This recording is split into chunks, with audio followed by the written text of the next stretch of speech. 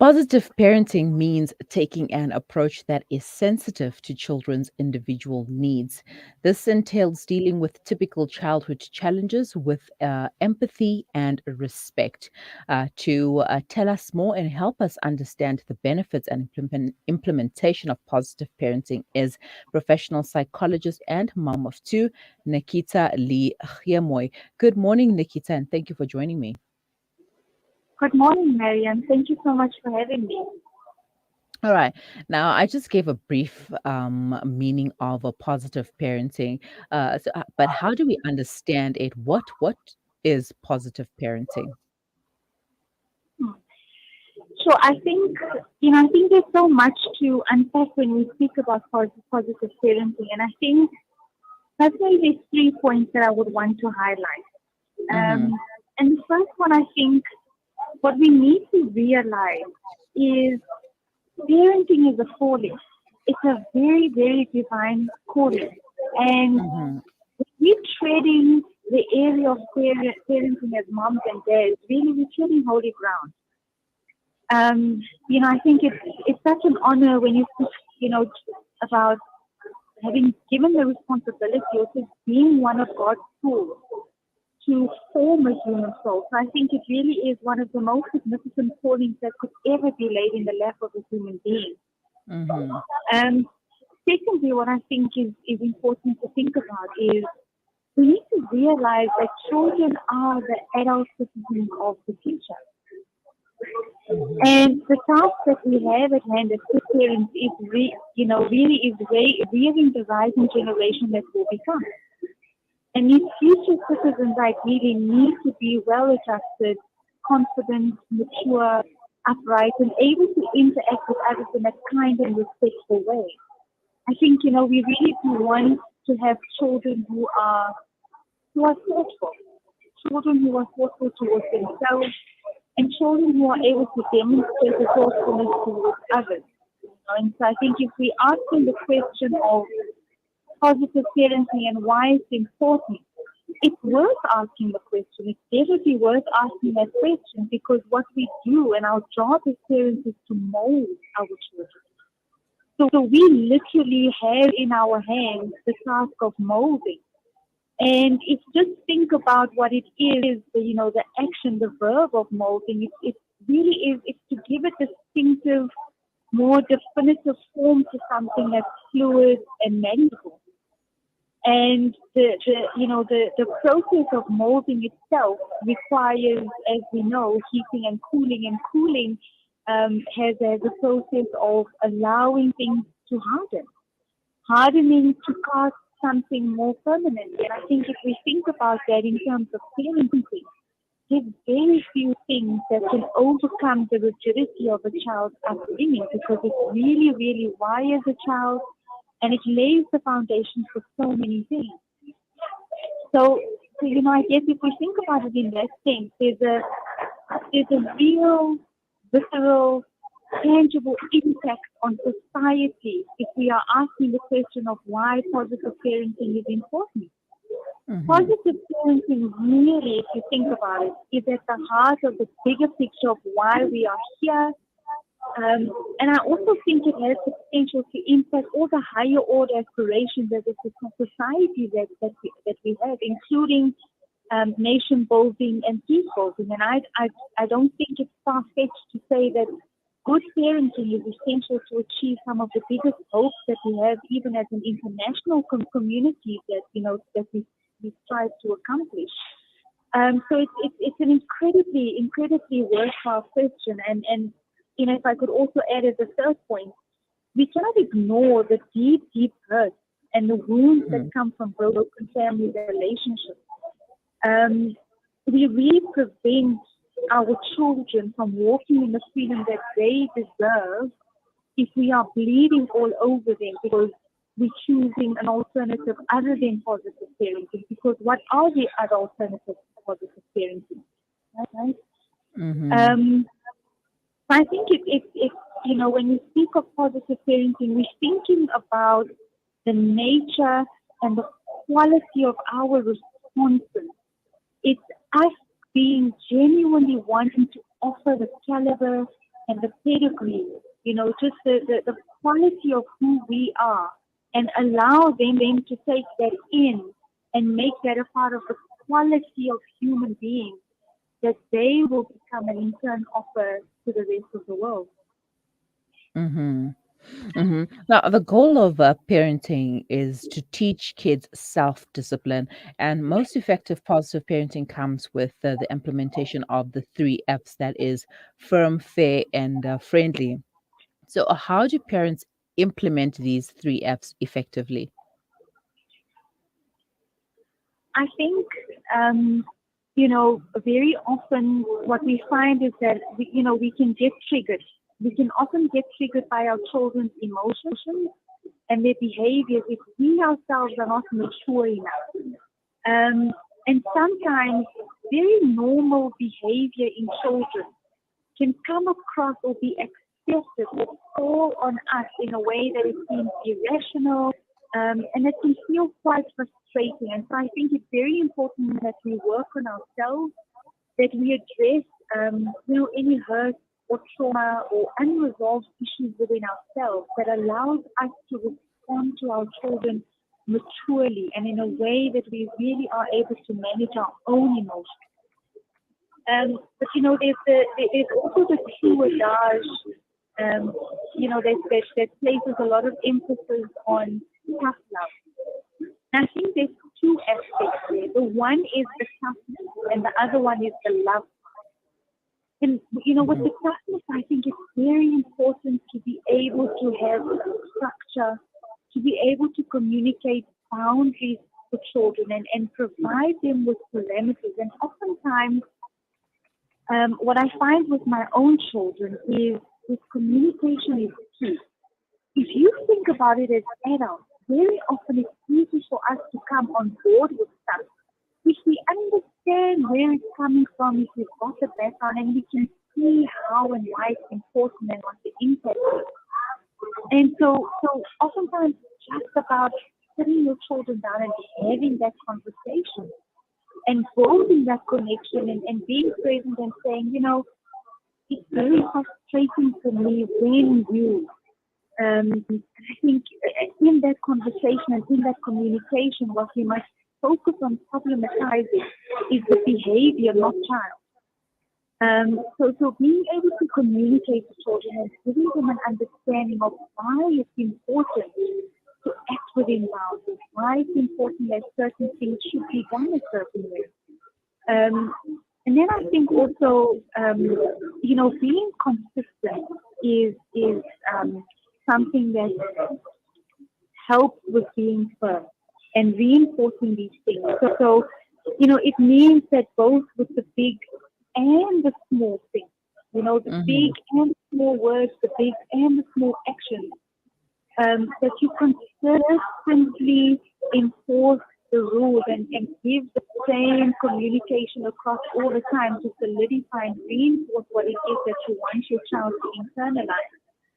And one thing that I think for me,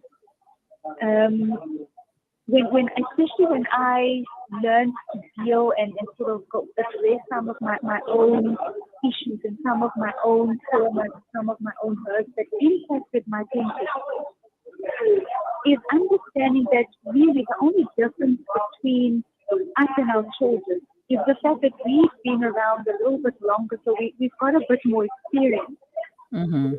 But our children deserve for their dignity to be preserved and protected as much as ours.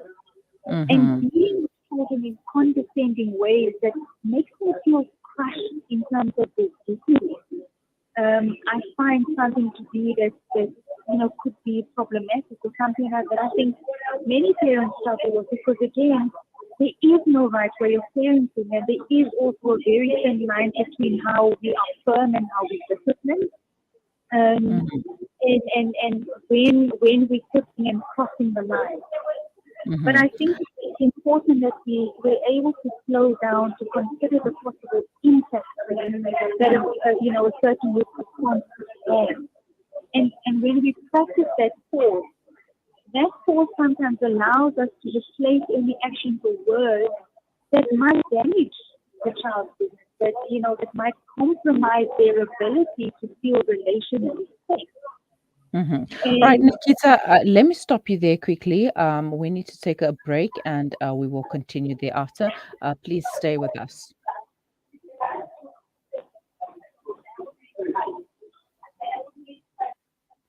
Listen to something fresh. Listen to Salam Media. There's no smell that takes me back to the comfort of my childhood than the smell of black seed oil being applied by my nanny. Now I'm using Tib black seed in my own home to soothe sniffles and coughs, to help with digestion and immunity, and of course, as part of my beauty routine. After all these years, I've come to appreciate the wisdom in finding comfort and shifa in trusted treatments like Tib black seed. You can find Tib black seed at all leading pharmacies or find out more at blackseed.co.za. Approximately 785 million people in this world do not have access to safe, clean water. In developing countries, around 80% of all illnesses are due to contaminated water and poor sanitation. Don't let dirty water end a life. Build a water well. In Bangladesh, Malawi, Nepal, Zimbabwe, or here at home in South Africa, donate to Penny Appeal's Thirst Relief Project to bring safe, clean water to communities around the world. www.pennyappeal.org.za or call 031 1100 573. Penny Appeal. Small change, big difference. Shimmer, sparkle, captivate. Nothing less than a masterpiece. Droplets of gold inspires precious design. Platinum bursts with intricate freshness, and every pure diamond becomes more than just a girl's best friend. Voda Gold Gem Jewelers, where timeless dreams become a reality. Come to us. We tailor-make designer gold, platinum, and diamond jewelry. Trade in or remodel your old gold. Clad yourself with classy name-branded watches. We offer insurance valuation and free zakat calculation. Visit us at 534 Ridge Road, Overport, or call 031 208 9142. Voda Gold Gem Jewelers, manufacturers of fine gold and diamond jewelry. Breaking stereotypes, moving boundaries, joining hands. Salam Media.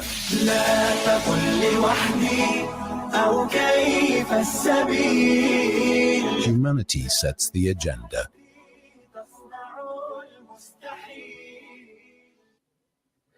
11:21. You are listening to the Morning Talk on Salam Media, and we are talking positive parenting. And as our guest Nakitah-Leigh Geemooi said earlier on, that it's our job to mold our children.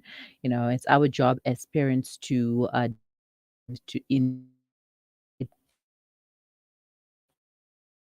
and then that's part of molding. And it's parenting is actually a calling. It's one of the toughest jobs that we can do and take up upon. It's not for everyone. That's why it is a calling. Many of that's all that we. So many of us fail dismally, but we are trying our best, and that's the only thing that we can do. And while we are trying our best, we're trying to do it as positively as we can. Thing on the line. Now, if a child does not react well to positive parenting, what approach can be taken? All right, seems like we have lost Nakitah. We're going to re-establish connection with her over there. You can share your thoughts with us. What are some of the ways that you positively parent your child? How do you talk to your children or your child? What do you say to them? And how what is your attitude, what is your tone towards your children when you're talking to them? Because the aim, or one of the goals of positive of parenting rather, is to teach kids self-discipline. And the most effective positive parenting comes with the implementation of the three F's, which is firm, fair, and friendly. You want to be friendly with your kids, you want to be fair with them, and you want to be firm as well. All right, so I think we do have Nakitah back. Nakitah, are you there with us? Yes, I'm here. All right, great. Now, if a child does not react well to positive parenting, what approach can be taken? Sorry, Miriam, I couldn't hear you. You've broken up a little bit. Would you please repeat the question? Okay, if a child does not react well to positive parenting, what approach can be taken? Sure. I think that, it would really depend on the different starting points or Mhm. where in the journey you are with your kids. And I think oftentimes it takes for us as parents maybe just to do a bit of introspection and reflection and maybe reality testing. Sometimes just to see how our own personality traits interact with that of who our children also naturally present. So, again, I think going back to the beginning where I spoke about triggers, are we being really honest and open and transparent with ourselves about how we, the kind of personality traits that we have maybe elicit or brings out certain behavior traits within our children? And then there's a lot of relational work that can be done between the parent and the child. Then I think, for couples and obviously, different families have different structures and are constituted differently. And I'm just assuming, for example, that in a household where you've got your typical mom and dad with children, how united as a front is mom and dad when enforcing discipline and rules and structure and being firm? Do they have the same concept and idea and understanding of what it means to be firm, of what it means to discipline, and what does love look like? What does discipline look like in our home? And are we able to consistently reflect that back to our children such that they internalize a consistent picture of what it is that is expected? Sometimes you find, conflict or minor disagreements between parents on how parenting should be done means that there's mixed signals that send to children, and so children don't pick up on a consistent message. So I think, these are some of the things that we can sort of look at unpacking. But if there are serious problems, then I think it's worthwhile that, some kind of counseling is sought to look a little bit deeper at what might lie beneath the surface that's not visible. And sometimes making the unconscious or making these invisible things visible does take the hand or the work of a more skilled observer, a professional who would be able to help you, sort of dig a little bit deeper to digest all of these different elements in terms of why a child might not be responding the way that, that parents Mhm. think would be desired. Mhm. Now I'm here thinking to myself now, how do you know if you are winning with this positive parenting thing? How do you know if you are doing the right thing, if you are being the firm person, the fair person, the friendly person towards your child? How do you know? Look, and again, I think if does anybody come prepared, to be a parent? I think the answer is Mhm. no, because, you know, I, I've spoken to people who have 3, 4, 5, 6 children, and they say, each child is just so different. Yeah. And I think that's an important element that perhaps maybe we could challenge parents to think about. Is parenting about, creating who we think our child should be? Or is it about looking at what our child naturally brings and allowing them in some way to lead us in terms of us showing them who they are and what is coming naturally for them? or is it sort of a balance, a dance between marrying, the two approaches? I think one thing that I would say to parents is there's no way that you can be perfect. And I don't think the focus should be on being perfect, because you never get it 100%. I think for as long as you are honest about what giving your best means, and that involves some kind of passionate dedication towards your children, I think your children will have enough. And I think that is all our children really need, is that they need good enough parenting. And again, the question is, what is good enough? What is good enough is looking at what the particular unique needs of your child are, for who they are and what they need. It's about understanding their language, and really being in tune with who they are, being in tune with who you are, where you can get a seamless dance between the two of you, and where the gaps might be, where you might need a little bit of help. But what I found in my own work is that it's okay to be vulnerable.